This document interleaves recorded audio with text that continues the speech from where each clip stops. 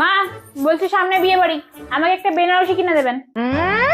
বিয়ে বাড়ি পড়েছে বলে নতুন শাড়ি কিনেই যাবে, একেবারে আলাদা আটখা। যাও, যে পুরনো শাড়ি আছে ওর মধ্যে বেঁধে বেঁধে পড়ে যাও।